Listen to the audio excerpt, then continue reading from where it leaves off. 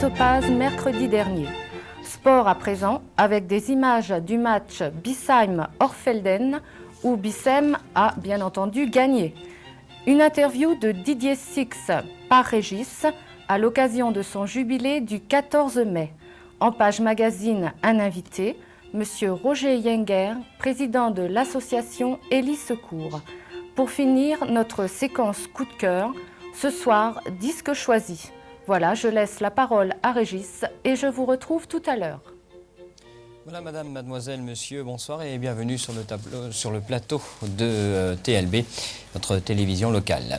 Au terme d'une vingtaine, nous abordons là, si vous le voulez bien, la partie locale de ce journal. Au terme d'une vingtaine de soirées que les candidats ont suivies pour se former en vue de l'obtention de la spécialisation en ranimation sous la houlette de monsieur Gérard Higelin, les candidats se sont retrouvés vendredi dernier au centre de soins de l'îlot des Capucins. Sur les 11 candidats présents, 10 ont été reçus. Voici donc les noms des nouveaux spécialistes. Éric Boulanger, Stéphane Boulanger, Sandrine Engasser, Sylvia Garcia, Daniel Muller, Emmanuel Riss, Major, Corinne Tallinger, Juliette Urban, Carole Vichlen et Hervé Rieux. Nous leur adressons bien sûr toutes nos félicitations. Le maire de la commune de Biesheim informe ses concitoyens que les bureaux du centre communal d'action sociale ainsi que ceux de la mairie seront fermés du jeudi 12 avril 16h au mardi 17 avril à 9h. La mairie de Biesheim recrute pour une entrée immédiate un commis territorial, option comptabilité et gestion, niveau exigé baccalauréat érigé de préférence, libérer les obligations militaires. Les candidatures ainsi qu'un curriculum vitae sont adressés le plus rapidement possible à monsieur le maire de Biesheim. Je rappelle que du 1er au 31 mai, le musée gallo-romain sera ouvert aux habitants de Biesheim. Les tickets d'entrée gratuits sont à retirer donc à la mairie. Les horaires d'ouverture le mercredi 14-18h, jeudi 9h-13h, vendredi à dimanche 14-18h. Ces horaires qui paraîtront dans le bulletin communal qui donc lui-même paraîtra dans quelques jours. Abordons, si vous le voulez bien, maintenant la partie régionale de ce journal. Les tempêtes de février ont fait, on le sait, beaucoup de dégâts. 400 000 arbres détruits, par exemple, en Alsace, l'équivalent de la forêt de Fontainebleau en France. La forêt noire n'a pas échappé à ce désastre. 20 000 arbres au total ont été arrachés ou coupés, précisément à Meisenschwanz, près de Blasien, à 20 km de Fellberg. Les autorités allemandes ont demandé l'aide de l'armée française pour le nettoyage et pour redonner un semblant de vie au paysage abîmé par la nature. Images et commentaires de Lionel Patenautre. Vous êtes à Meisenschwanz dans le Schwarzwald. Ce petit village situé en plein cœur de la forêt noire a subi lors des tempêtes de février de très importants dégâts. Ce petit village situé au début d'une vallée a vu le vent s'engouffrer dans celle-ci et provoquer des dégâts très importants. 20 000 arbres cassés ou arrachés. Des parties de forêt qui dévalent à flanc de montagne, par endroits 150 mètres de large sur 600 mètres de long. Bon, le général de Laprelle a décidé, dans le cadre des relations franco-allemandes, d'envoyer des régiments pour aider les forestiers allemands à reboiser cette partie du Schwarzwald. Le général Baudot, son adjoint, est venu visiter un chantier du 53e régiment d'artillerie. C'est fatigant. Alors là, il dégage et il replante. Il replante toujours de l'aulne. Puisque la terre est à nu, il n'y a plus d'humus, donc l'aulne il est là pour, fixer avec les racines le sol, 2, garder l'humidité, et 3, faire de l'humus. Bon, je vois bien la nature des travaux que vous avez à faire. Bon, vous allez continuer jusqu'à la fin de la semaine ce genre de travaux dans la région, ou bien vous allez tourner ailleurs? Alors actuellement, le Forstam de Saint-Blasien nous a mis au travail au profit de la commune de Meisenschwanz. Oui. Donc on travaille sur le... Et pour la durée de votre intervention pour la semaine? Pour l'instant, oui. Bon, donc la 4e batterie du 53e régiment d'artillerie est partie aider les Allemands. La semaine prochaine, ce sera le 9e régiment de génie de Neuvrisac qui partira. 6 régiments participeront ainsi pendant 4 semaines à la remise en état de cette forêt du Schwarzwald. Mais nous vous laissons constater l'ampleur des dégâts. Ici, tout autour du village de Meisenschwanz, des coulées ont eu lieu.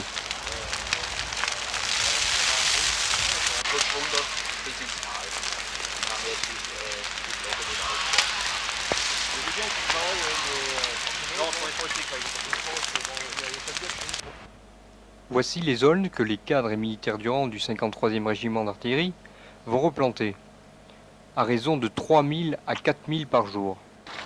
Vous voyez ici ce qui reste d'une route. La montagne a dévalé sur 600 mètres.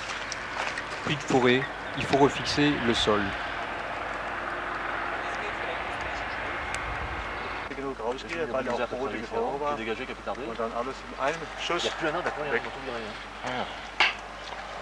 Bis unten hin ins Tal. Ja. Das ging jetzt so vor und dann ging es etwas links zur Seite und dann wieder unten entlang die linke Wiese. Die Straße.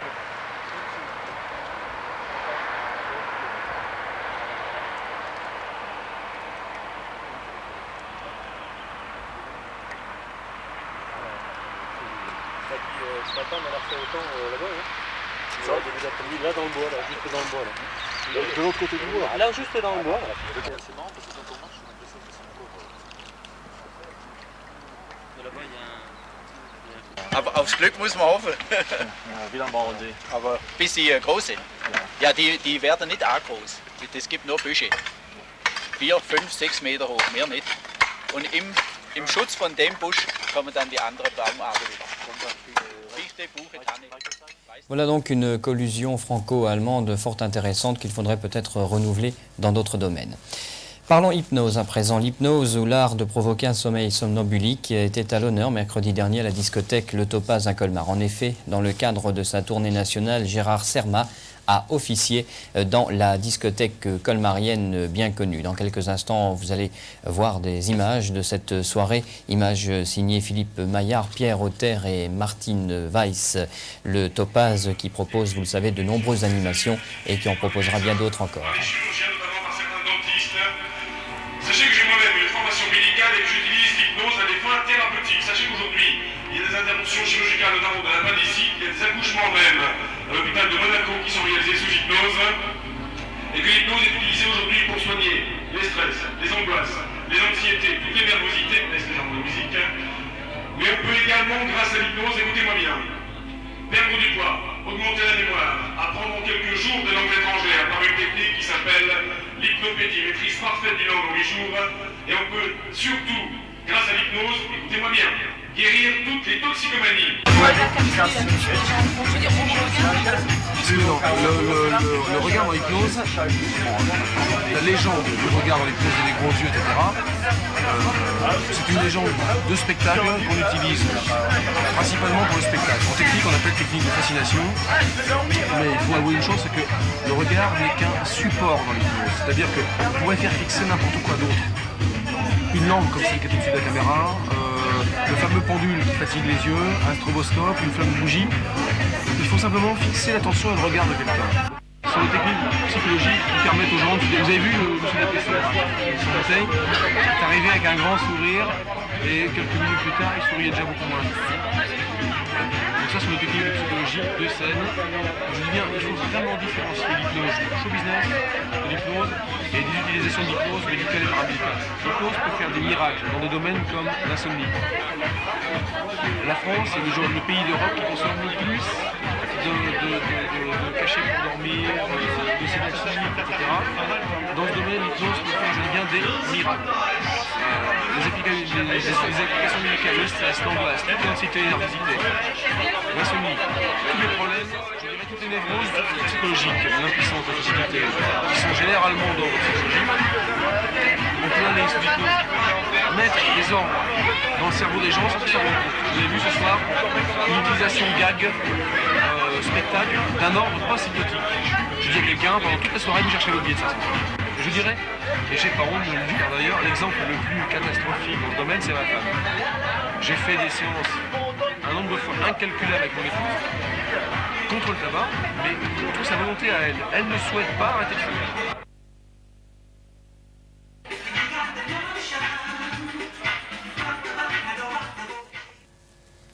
Voilà, passons tout à fait à un autre sujet avec le grand gala d'élection de la Reine du Muguet 90 qui s'est déroulé samedi dernier à la salle des fêtes de Neuf-Brisach à l'invitation de la ville de Neuf-Brisach et du syndicat d'initiative.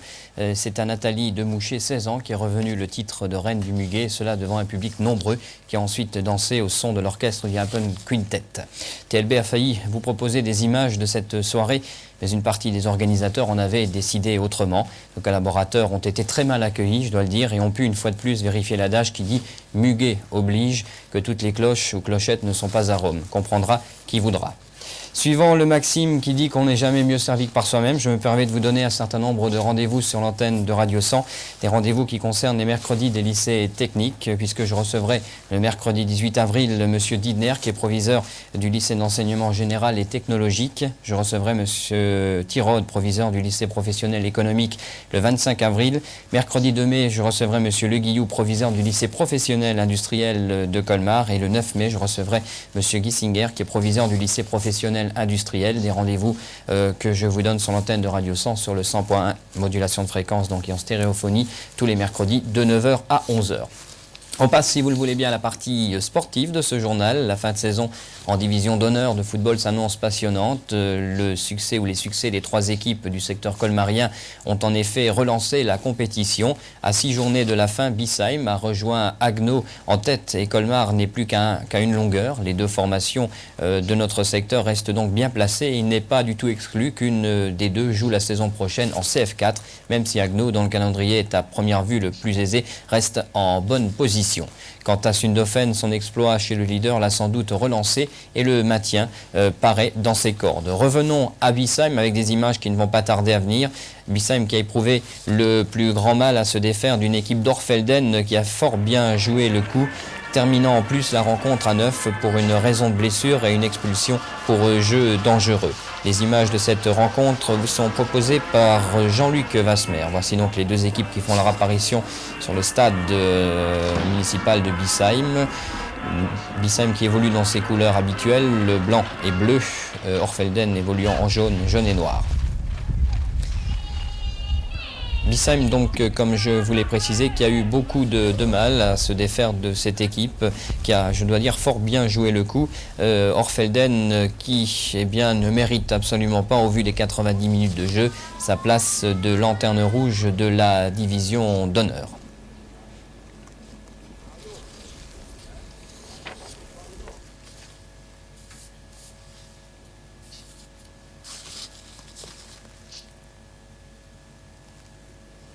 Une fin de saison passionnante donc en division d'honneur. La réaction des entraîneurs du secteur pour Danny Custer, les 3 équipes de tête sont à chance égale. Pour Marc Findelli, ses joueurs sont incontestablement revenus dans le coup. Et enfin pour Gilou Redersdorf Sundofen, le moral est en hausse. Prochain rendez-vous, Bissheim reçoit le 21 avril pour déjà une rencontre décisive les Sports Réunis de Colmar. Ensuite, ils se rendent à l'AS Strasbourg le 29 avril. Ils reçoivent le FC Mulhouse le 6 mai. Ils vont chez l'actuel leader Haguenau le 13 mai. Ils reçoivent Bissheim avec peut-être un esprit de revanche puisqu'ils ont été battus 2 fois cette saison. Une première fois, je crois, en Coupe de France, la deuxième fois en championnat, à quelques 15 jours d'intervalle. Donc c'est un rendez-vous fixé le 20 mai à domicile. Et enfin, ils vont se rendre à Mutzig. Ils connaîtront peut-être à Mutzig une pression, mais là c'est peut-être tout à fait normal.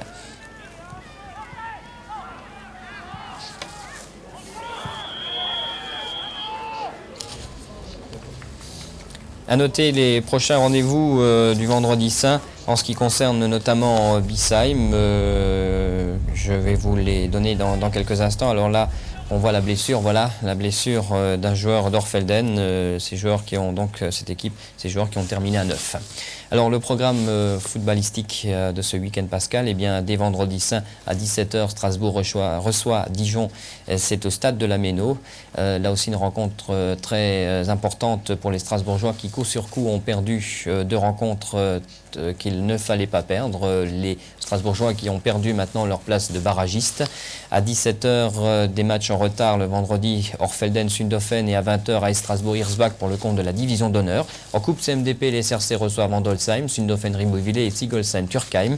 Et le lundi 16e de finale de la Coupe d'Alsace, à 16h, l'FC Mulhouse reçoit les Sport Réunis de Colmar, Biesheim reçoit à 16h30 l'AS Blobsheim, l'FC Ingersheim reçoit l'AS Sundhofen et l'AS Blanc-Vieux-Tann reçoit à 17h le FC Ilhuizen.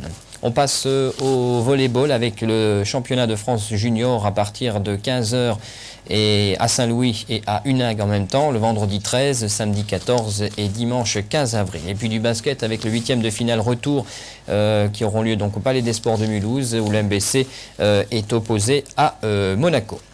Le Tour cycliste d'Alsace, ex-TMA, devenu par la suite donc TCA, qui devait se dérouler du 5 au 8 mai prochain, aura-t-il bien lieu? C'est la question qu'on peut se poser après l'avis défavorable émis par le groupement de gendarmerie du Haut-Rhin récemment. La gendarmerie a invoqué 3 raisons. La date, week-end donc très chargé, week-end touristique. L'utilisation de carrefours dangereux et celle de routes en mauvais état car inondées en début d'année. Mais en fait, il semble bien que cet avis défavorable soit la conséquence indirecte peut-être de la fameuse réorganisation de la gendarmerie, réorganisation qui diminue le nombre de gendarmes disponibles le dimanche pour les manifestations sportives notamment. Revenons à Biesheim, si vous le voulez bien, avec l'ouverture du bal trap pour cette saison 90 et ce week-end du 14 et 15 avril. Le samedi, c'est de 14 à 18h et le dimanche de 9h à 12h. On passe, si vous le voulez bien, à la Fédération française des sports de quilles et un résultat du dimanche 8 avril sur la piste de quilles de l'Union de Rixheim. Biesheim est donc devenu le grand vainqueur de la Coupe de France avec les résultats suivants. Biesheim 1247 bois 6 points, donc Fessenheim 1147 bois 0 points.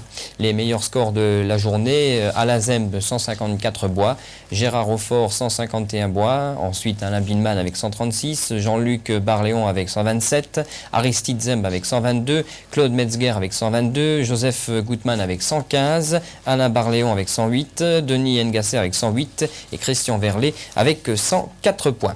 Il faut noter que la mairie de Biesheim a bien fait les choses, elle avait un petit peu prévu cette victoire de Biesheim et donc une réception a suivi cette victoire, une réception qui a eu lieu au Capitole en compagnie bien sûr des clients, des épouses, des supporters et de plusieurs adjoints. Didier Six, que tous les footballeurs connaissent bien, était à Colmar dernièrement pour présenter son jubilé qui aura lieu au stade de la Méno à Strasbourg le lundi 14 mai prochain. Une caméra de TLB était également présente à cette conférence de presse. Derrière la caméra se trouvaient Pierre Auter et Philippe Maillard. Didier Six, 14 mai, jubilé Didier Six à Strasbourg. Alors présentez-nous en quelques mots ce jubilé. Il est assez simple, c'est qu'il y a un premier match, je fais 2 matchs, 18h30 à 20h30. Le premier match est une sélection mondiale contre des amis français avec qui j'ai joué. Et un deuxième match qui est une sélection allemande contre une sélection française, rappelant à peu près les années 80-84 du football français. Alors quelques noms pour donner envie à nos auditeurs. Parmi les Allemands, il y a Schumacher, il y a Stielicke, Briegel, Föstötter, Hansi Müller, Magath, Fischer, Dieter Müller, puis d'autres aussi. J'attends les réponses de Breitner, d'Overhart, qui m'ont dit a priori qu'ils seraient là, mais j'attends leur confirmation. Côté français, il y a Ettori, Batz, Bossis, Trésor, Giresse, Rocheteau, Soler, Domergue, puis Bellone et d'autres. Pour les jeunes qui sont intéressés, donc à peu près un accompagnateur pour 10 jeunes, il faut compter. Vous avez une adresse pour celles qui veulent encore participer? Oui, c'est à Strasbourg, vous écrivez à Six et Didier, 8 place des Halles à Strasbourg. Alors on va pas parler peut-être prix des places, par contre il y aura un certain nombre de locations possibles pour cette rencontre. Oui, il y aura pas mal de points. Ici, j'attends de voir les points sur Colmar. Il y aura des points sur Strasbourg. Ça, je crois que dans les semaines, dans les quelques jours, les 2 semaines à venir, vous en saurez plus pour ces points de réservation. Et puis, ce qu'on peut rajouter, peut-être pour conclure, c'est que les bénéfices de cette soirée iront à différents organismes. Certains bénéfices de la soirée iront à des organismes tels que l'ARC, tels que l'opération Saturne, tels que Fondation Michel Platini. La Fondation Michel Platini pour la toxicomanie ou d'autres fondations pour les greffes. J'essaye, bon, cette soirée à certains frais parce qu'il faut faire venir tous ces gars. Il y aura à peu près une centaine de joueurs qui viendront de tous les coins du monde. Les faire venir, ça coûte de l'argent, ça coûte de l'argent de les héberger, de faire que ce soit une fête au total. Mais il y a un certain bénéfice qui ressortira. Ce bénéfice, j'espère en faire profiter certaines associations. Merci.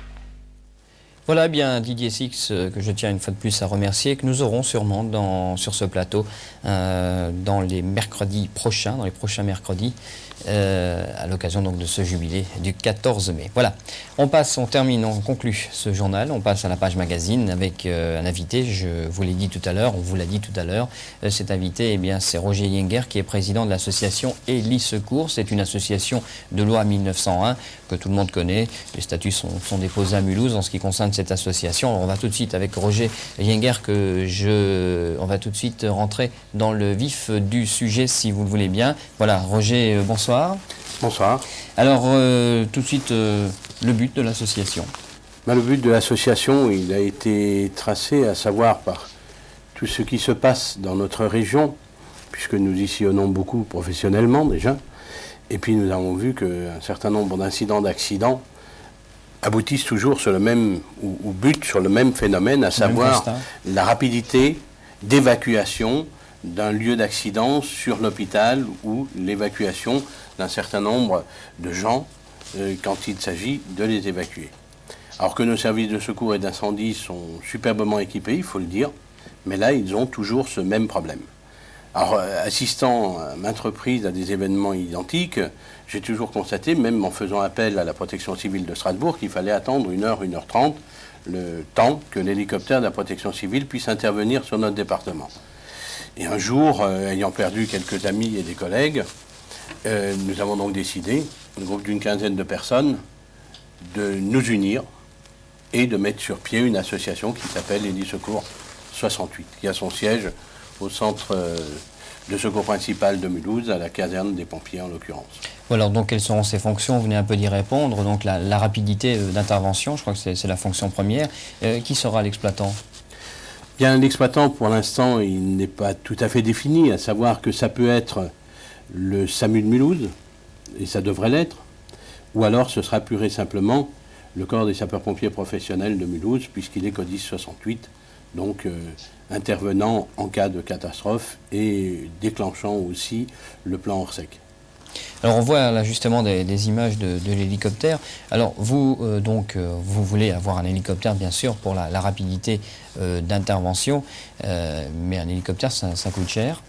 Et donc comment voulez-vous procéder dans un premier temps pour présenter au public qui nous écoute ce soir et aux autres qui ne le savent pas encore que vous voulez donc acheter un hélicoptère? Comment vous procédez? Bien, vous avez vu les images du SAF tout à l'heure. Ça, c'est un hélicoptère, une Alouette 3, qui appartient au Secours aérien français. Et à l'époque, pour lancer l'opération, pour la mettre sur pied, pour voir comment qu'on pourrait la transplanter chez nous, on a été rencontrer M. Fressinet, qui est malheureusement décédé entre-temps, mais enfin ceci n'empêche cela, et nous avons monté un dossier. Un dossier en tenant compte du système de fonctionnement qui, actuellement, fonctionne en Savoie, qui fonctionne en Dordogne, qui fonctionne aussi en Lorraine, puisqu'il est installé de la même manière à Nancy. Et c'est aussi, bien sûr, je dirais, une image un peu identique du SAMU 94 que le professeur Hugonard a mis en place. Alors, quel est le coût d'un tel engin? Le coût, eh bien, nous avions le choix, certes, un choix délicat, un choix difficile, à savoir que l'acquisition d'un appareil est 7 millions de francs, plus l'équipement et la maintenance. Donc on s'est dit, franchement, c'est peut-être jeter l'hameçon un peu trop loin. On va modifier notre tir. Et en étant réaliste, nous avons conclu avec un certain nombre de partenaires, tout aussi bien le SAF que j'ai cité, l'Union, que Elie Lorraine, que Technavia, qui ont fait des propositions basées sur 350 heures de vol et sur une année de fonctionnement. Et là, nous arrivons à un chiffre qui est de 3,5 millions pour une année de fonctionnement, tout compris. à savoir l'équipage, le mécanicien treuilleur, le kérosène, le remplacement de l'appareil quand il faut qu'il soit révisé, puisque vous savez que c'est un appareil qui doit régulièrement passer aux révisions. Donc on nous remplace notre appareil, on emmène le nôtre, de façon à ce qu'on ne soit jamais démuni. Il y a aussi là-dessus une assurance qui est prévue pour les personnes transportées. Voilà, alors donc vous nous parlez d'une somme qui est bien sûr importante, c'est normal, c'est un coût important, et donc il faut absolument, par un moyen ou par un autre, rentrer de l'argent. Alors, quelles sont les différentes sources? Bien, les différentes sources, au départ, bien sûr, c'était, je dirais, presque les nôtres. Ensuite, nous avons pu lancer une opération, je dirais, paramédiatique à la foire de Mulhouse, avec le concours d'un bon nombre d'exposants qui nous ont doté une tombola. Et vous savez que là-bas, nous exploitons la sonorisation, donc c'était la façon de faire passer le message de la création de notre association, et aussi de trouver des partenaires. Et aujourd'hui, nous pouvons dire que nous avons 4600 adhérents depuis le 0 de l'an dernier, le 4 mai, à la foire de Mulhouse. Ça, c'est une des façons d'autofinancer l'opération. La deuxième façon, c'est évidemment de solliciter les entreprises à risque et à haut risque de notre département.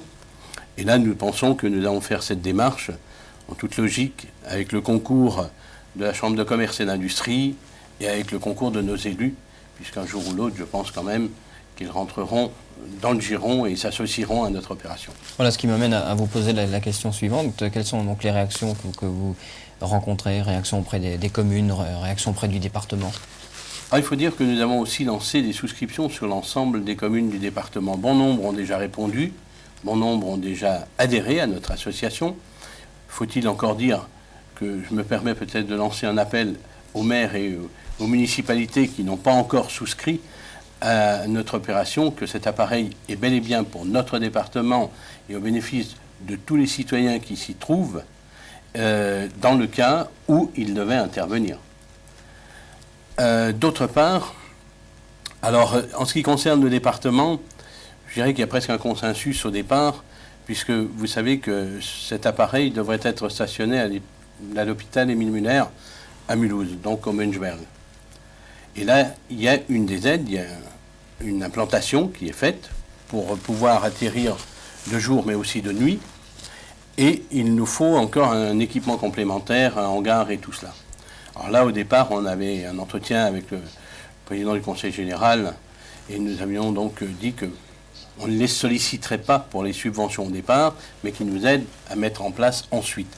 Et bien entendu, qu'ils assurent peut-être en partenariat le fonctionnement, puisque je pense que nous viendrons tout à l'heure sur le fonctionnement, sur l'évolution de cet appareil au bénéfice de la région. Voilà, alors donc on a parlé un petit peu de son fonctionnement déjà, des subventions, donc les mairies, vous faites appel aux mairies, aux particuliers aussi. Aux particuliers aussi, nous continuerons. Nous avons une action qui est engagée à nouveau sur la foire de Mulhouse. On va continuer, on reviendra à la foire au vin, où vous nous aviez épaulé avec Radio 100, et je vous en remercie encore, l'an dernier. Et alors il s'est produit aussi un certain nombre de manifestations. Parce que, étant donné que nous touchons quand même pas mal dans notre métier au domaine culturel et sportif, de nombreux responsables d'associations avaient décidé d'organiser des manifestations au bénéfice des lits secours. Alors, par exemple, à Lutterbach, Sport et Solidarité, c'était de la course à pied, c'était du cyclisme. Ça nous a ramené la bagatelle de 35 000 francs en un week-end. Ce qui est quand même pour nous un apport qui stimule toute l'équipe. Nous avions les Max au théâtre de Mulhouse qui sont venus nous apporter un gala et qui nous a rapporté 21 000 francs. Ils sont prêts à reconduire ces galas, même à se décentraliser. Alors là, peut-être qu'on trouvera une ouverture un jour ensemble sur le secteur colmarien ou dans la région viticole ou autre, où on pourrait peut-être s'associer. Alors on parle un petit peu de l'équipement qu'on peut trouver à l'intérieur de l'appareil, alors par rapport à ses fonctions. Par rapport à ces fonctions qui sont multiples, je voudrais juste faire une petite parenthèse, à savoir que non seulement il intervient en priorité sur les lieux d'accident ou d'incident, mais il sera aussi là pour le transport de nouveau-nés d'hôpitaux à hôpitaux, il sera là pour le transport d'organes, il sera là pour le transport de sang en cas de besoin, d'hôpitaux à hôpitaux aussi, et il sera là également, bien sûr, équipé, puisque vous me posiez la question, il est équipé en principe quand il décolle de l'hôpital du Münchberg, donc d'un pilote certes, d'un mécanicien treuilleur, d'un médecin du SAMU, d'un assistant anesthésiste s'il le faut, si ça a été demandé, et d'un pompier professionnel, puisque dans l'appareil même se trouvera aussi l'équipement de première intervention en cas de désincarcération. Nous essayons de jouer au maximum la sécurité pour l'ensemble de nos concitoyens. Il est aussi équipé, il faut le dire, d'un treuil, puisque nous sommes conscients que nos vallées supposent des interventions comme à la Martinswand, comme dans la vallée de Fellerin, où nous pouvons être appelés pour chercher un de ces partenaires qui fait du deltaplane ou autre et qui a eu un pépin. Voilà, c'est vrai que là, le temps passe malheureusement très très vite. On va pratiquement être obligé de conclure. Vous avez fait une première opération, une première démonstration à Val d'Ilgofen. Est-ce que vous avez l'occasion ou vous avez l'intention d'en faire d'autres? Oui, nous aurons une prochaine démonstration à la foire de Mulhouse, où ça devrait se situer juste sur le bassin, à côté de la foire, pendant les 12 jours de foire qui se dérouleront du 24 mai au 4 juin. Alors pour conclure maintenant, si vous avez un souhait à faire devant nos téléspectateurs pour l'avenir. Mon souhait, eh ben, je crois qu'il est très simple. Il est très simple parce que il va de soi que dans une organisation de ce genre, on a souvent un certain nombre de confrontations. Alors je voudrais que tout le monde pose son éthique politique, pose ses mains, si vous voulez, et se donne la main en disant, bon, ben, on va s'unir pour le même objectif, mettre en place cet hélicoptère médicalisé qui est certes hautement nécessaire à notre département. Alors qu'on oublie un peu toutes les étiquettes, je dirais politiques ou autres, et qu'on s'unisse, qu'on se donne la main. Voilà, je crois qu'effectivement, ça sera le mot de la fin. Merci Roger. Quand vous êtes accidenté, quelle que soit votre étiquette, je crois que le but le plus rapide, c'est justement de pouvoir vous secourir. Et cela peut-être grâce un jour à Élie Secours, l'association dont j'ai reçu ce soir le président. Merci beaucoup. Merci Régis pour votre concours, il nous est précieux, et à toute votre équipe. Merci. On continue, si vous le voulez bien. Vous savez qu'on est à quelques jours de Pâques. Et pour cela, vous savez que c'est une période où on grossit énormément. C'est le cas d'un bon nombre d'ici, je ne citerai aucun nom. Par contre, si vous le voulez bien, on va retrouver dans quelques instants Philippe Maillard, Martine Weiss et Pierre Auter, l'un des plus gourmands de la maison, qui sont allés, qui ont eu l'idée d'aller à Winsenheim, chocolaterie Grimer, et demander comment ça se fait, comment fait-on le chocolat. Eh bien, on va le savoir tout cela tout de suite. Réalisation de petits lapins en chocolat. Pour cela, nous nous sommes rendus à la chocolaterie Grimer de Winsenheim, laquelle emploie 35 personnes et voit son activité s'étendre de plus en plus. Mais avant de poursuivre, Monsieur Grimer, vous voudrez bien nous rappeler les composants du chocolat? Bon, alors le chocolat, c'est fait à partir de fèves de cacao. Il y a du sucre dedans. Et le chocolat, quand le cacao il est pressé sur des machines pour extraire le beurre de cacao. Et en fait, c'est une composition de ces trois choses, c'est-à-dire la masse de cacao, le beurre de cacao et le sucre. Et pour le chocolat au lait, on rajoute du lait en poudre. Il faut savoir que le chocolat blanc, c'est pas du chocolat. Parce que le chocolat blanc ne contient pas de masse de cacao, mais uniquement du sucre, du lait et du beurre de cacao. Et de ce fait, il n'a pas normalement le droit à l'appellation de chocolat. C'est des produits qui se travaillent quand même, ça il faut le savoir aussi, à une certaine température. Un chocolat, on ne peut pas le fondre sur un bain-marie ou dans une machine ou avec un appareillage quelconque et le travailler sans tenir compte d'une certaine température.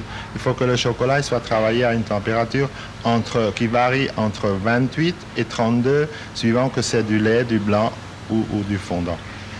Du fondant, moi j'appelle fondant le chocolat noir. Hein. Vous travaillez avec du chocolat noir? On travaille avec les trois. Les lapins, ils sont principalement faits avec du chocolat au lait. Et il y a aussi du chocolat noir dessus parce qu'on les peint, comme vous l'avez vu tout à l'heure. On peint d'abord les moules pour leur donner plus d'expression. On fait les yeux, on fait un peu de la peinture dans les oreilles, sur les pattes, pour leur donner un peu plus d'expression. Alors en gros, pour faire une pièce en chocolat, il vous faut combien de temps? Ben, si on part de la peinture, du moment où on fait la peinture jusqu'à le démoulage après la réfrigération, pour une pièce, quelle que soit la taille, il faut compter minimum une demi-heure. Une demi-heure à partir du premier cycle jusqu'au démoulage. Et en gros, ça comporte combien d'opérations? Ça comporte une opération de peinture, ça comporte une opération de dosage dans les moules, une autre pour mettre sur la centrifugation, une quatrième pour la réfrigération, et puis la dernière, c'est le démoulage. Et en fait, j'oublie encore une, c'est la décoration avec les petits œufs quand même. Comment vous est venue cette passion pour le chocolat? Alors, mon père, il avait une boulangerie à Wettolsheim, une petite boulangerie. Et moi, je voulais bien faire le métier, mais j'étais surtout passionné par le chocolat. On faisait déjà des chocolats avant, à la main, on trempait avec la fourchette. Mais disons que moi, je voulais aller plus loin. Alors, on avait acheté une petite machine. Mon premier client, c'était un client de Neuf-Brisach, de votre région. Et par la suite, l'affaire elle a évolué très vite. On tournait 2 ou 3 années après, déjà aux alentours de 7-8 tonnes. Et donc, on s'est installé ici à Winsenheim en 1972. Et depuis 1972, maintenant, l'affaire elle ne cesse d'évoluer. On commence maintenant à exporter sur différents pays limitrophes. Monsieur Grimer, pour conclure, vous avez un mot? Un mot, du chocolat, manger du chocolat parce que le chocolat c'est bon, le chocolat c'est sain et le chocolat surtout ça ne fait pas grossir.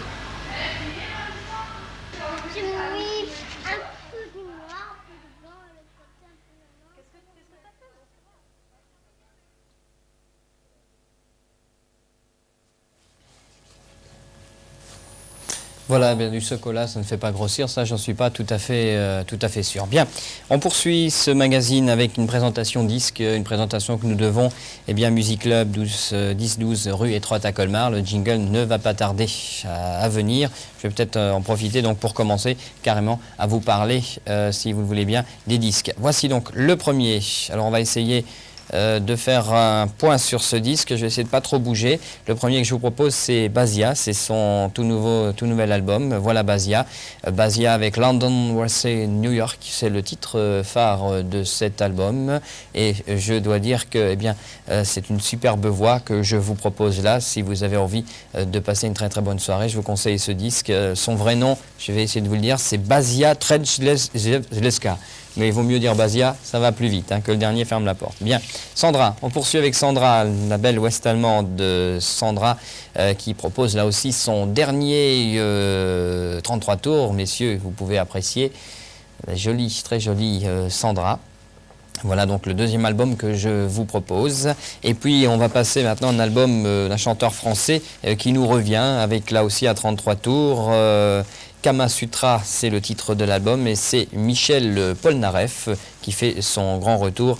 Michel Polnareff, dont on connaît peut-être plus l'arrière-train que la tête, mais enfin c'est pour une affiche que vous avez peut-être des souvenirs, vous avez peut-être vu en France. Voilà, oui, Marie-Paul me dit oui avec un grand sourire. Voilà, bien, très bien. Guitare Greatest, où on y retrouve les plus grands Apache, FBI, tout cela. Alex me fait que c'est bien, je le sais, merci Alex. Wonderful Land, La Comparsa, Didn't Man of Mystery.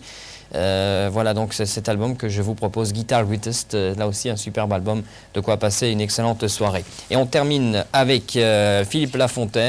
Philippe Lafontaine qui s'est fait connaître au grand public avec Cœur de Loup, qui a fort bien marché. Philippe Lafontaine, là aussi je crois que c'est un superbe album. On y retrouve le deuxième titre qui a fort bien marché, qui est Alexis m'attend. Et voilà donc cet album que je vous propose ce soir dans ce rapide tour d'horizon. Philippe Lafontaine. Et puis je vous signale, je ne l'ai pas encore, je n'ai pas eu le temps d'aller le chercher, c'est le dernier disque de Patricia Cass, le dernier disque qui vient tout juste de sortir aujourd'hui.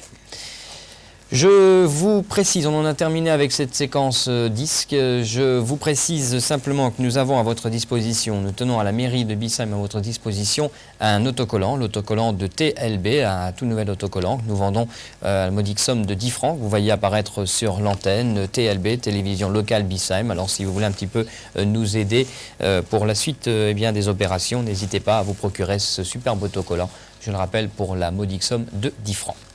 Voilà, ce magazine est maintenant terminé, ainsi que cette émission. Je vous remercie de votre attention. Je vous souhaite de très très bonnes fêtes pascales.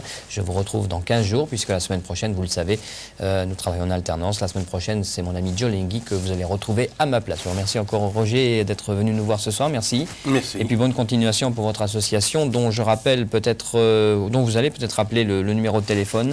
C'est le 89. C'est le 89 42 43 43. 42 43 43 avec le 89 devant.